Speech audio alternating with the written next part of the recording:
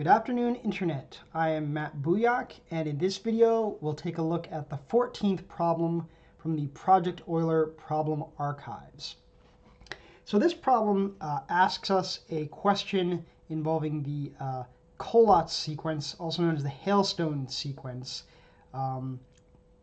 This is a sequence in which you start at a natural number n, and if the number is even, you divide it by 2, and if it's odd, then you multiply it by 3 and add 1.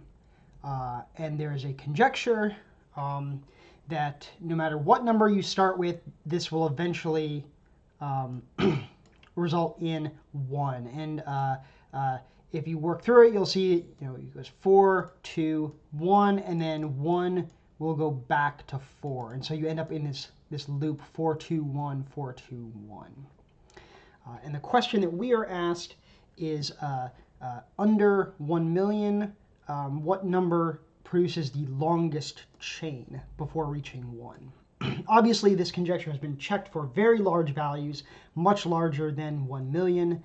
And so it certainly holds for all values less than 1 million. So it turns out that you can actually brute force this problem. Basically just start at each number less than 1 million, calculate the full chain, record its length, and keep doing that until you've tried all 1 million values, and then just report the one with the longest chain.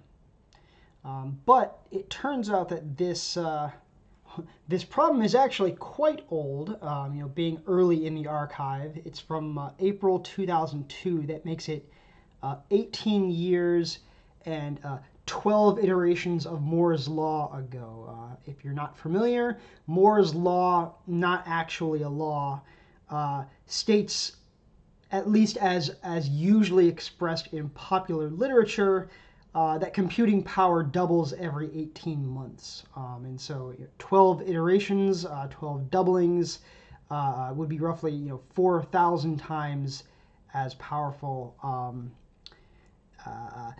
the average computer as it would have been in 2002. So we are able to brute force this on a modern computer, but that may not have been the case in 2002. So we're also going to look at an optimization that might have been necessary when this problem was first written. So let's get into it. Copy our template directory to make our problem directory, and we'll open our main.cpp. Okay, so we'll just write a quick little helper function here. Call it Hailstone. That's just going to do the work of calculating the next element in the Hailstone sequence. The website refers to it as the Collatz sequence, but I've originally heard of it as the Hailstone sequence, so I'm in the habit of calling it that. In any case, we'll just say return n and 1, 3 times n plus 1, and shift right 1. So if you're not familiar with the ternary operator, this is just basically an if-then-else statement. So if this statement is true, then it will execute this statement. If it's false, it will execute this statement. So this is just checking to see if n is odd. That is, if the low bit in the number is 1. And if so, then we multiply by 3 and add 1 as the sequence requires. And if it's even, then that is, if it's not odd, then we divide by 2. And I've implemented that here just as a right shift. Shifting the number right by 1 is equivalent to dividing by 2. Okay, so let's go down to our main function here. and we're going to have, let's see, I for our iteration, n for the current value in the Hailstone sequence, and then d is just going to be the depth or the length of the chain. Now I'm also going to pull in a class that we wrote in an earlier video, and that is our Superlatives class, which was in utilities.h. I'll put a link to the in the description to the video where we wrote that. But let me just pull that up really quick. You'll see this template class here, which is used for finding the greatest or least the item in some set that has the greatest or least score, and so we'll use that here. So we'll say superlatives, and that's going to be uint32t, uint32t. The first of these is the state, which in our case is just the value of n. And then the second is the score, which is the length of the chain. So we'll have super. Okay, so let's say I is equal to 2. I is less than. Let's put an upper bound here. We'll say uint32t n. Make that static also. Is equal to 1 million.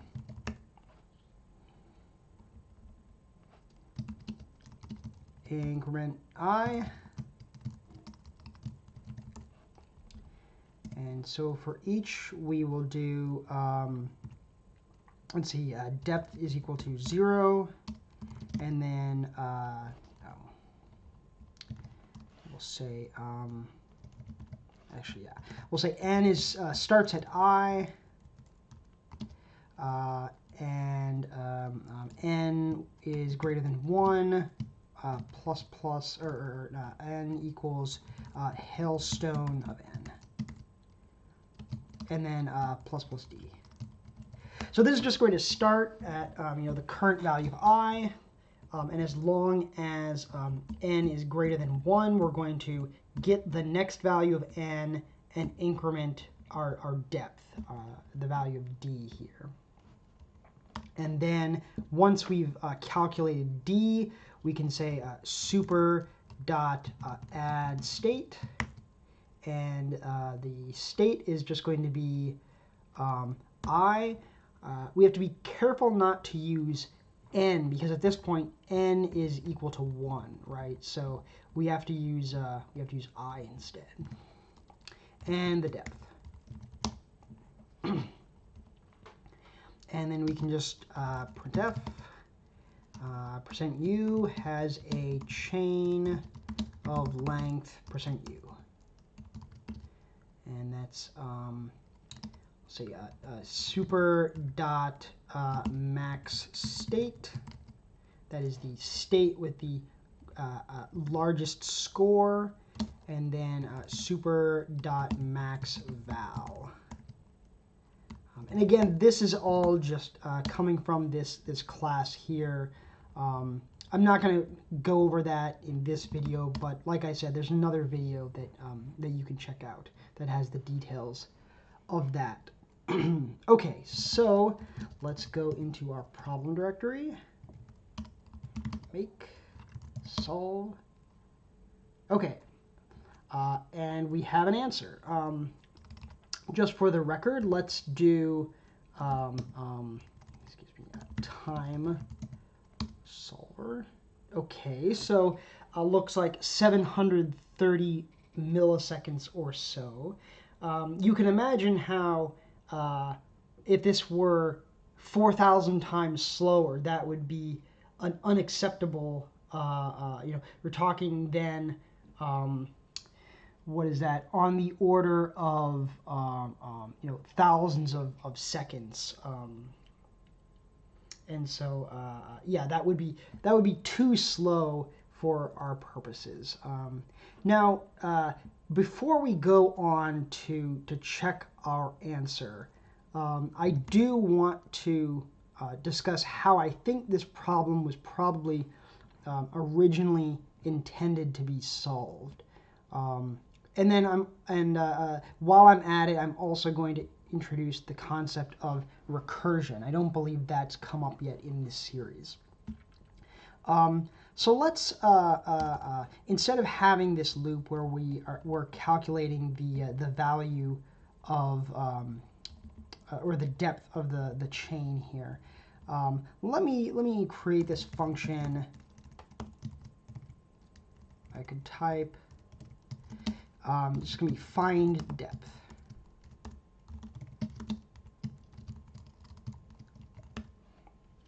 And this is going to be a recursive function, and that is, it calls itself in order to calculate its result. There are certain circumstances in which recursion is frowned upon, in particular if you're working on kernel code or driver code. You know, if you have a Stack Overflow in a user space program, your program crashes, it's fine, but I mean, it's not fine, but it doesn't bring down your whole system. But in certain circumstances, you know, a Stack Overflow would be catastrophic, and so we. But for our purposes, recursion is just fine here. Okay, so let's see. We'll say. Oh, this is not correct. This should be n. And so we'll say if n is equal to 1, then we're going to return 0. And if not, we're going to return find depth of n, oh, excuse me, Hailstone of n plus 1.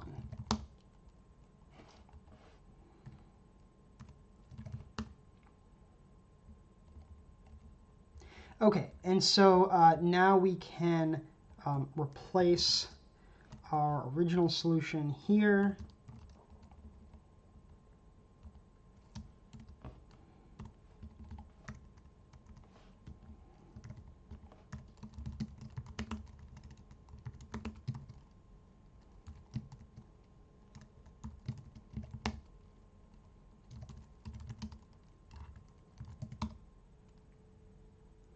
All right, and let's see how it works in terms of performance. So it's a little bit slower than our other approach, not entirely unexpected, but this was not the optimization that I was speaking of. Rewriting this loop as a recursive function only facilitates the optimization, which I'm going to present now. So most of the cost of doing these calculations comes from the fact that we're going to be hitting the same values over and over again. Particularly the you know, the smaller values. You could you know, consider these values leading up to the final loop are going to be hit almost every single time. And so there's going to be a lot of cycles spent just recalculating the same sequence over and over again. And we'd much rather just cache the result from that and reuse that rather than having to calculate the full length of the chain every time. And so that's going to be the optimization. So we'll say static const uint 32t, and we'll say cache size, and we'll just make our cache size 1 million. And then we'll say uint 32t cache, and we'll make that cache size. Now, one thing to be aware of is that global variables like this are initialized to 0 by default, and so we don't actually have to do memset or anything to clear this if we treat 0 as our uninitialized value. And since every value of n other than 1 is going to have a non-zero depth, that should work just fine. Okay, so now we can say if n is less than cache size and cache n, that is, it's a non-zero value, then we have a cache hit. So we've already calculated this value of d. We can just say return cache n.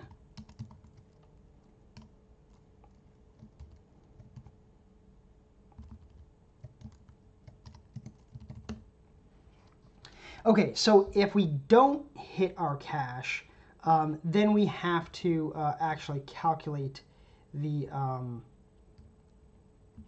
calculate our value, and so then we'll say d is equal to find depth uint32t.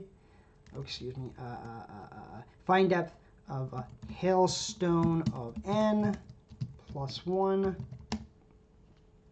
And then we want to update our cache. So we'll say if n is less than cache size, then cache n equals d, return d.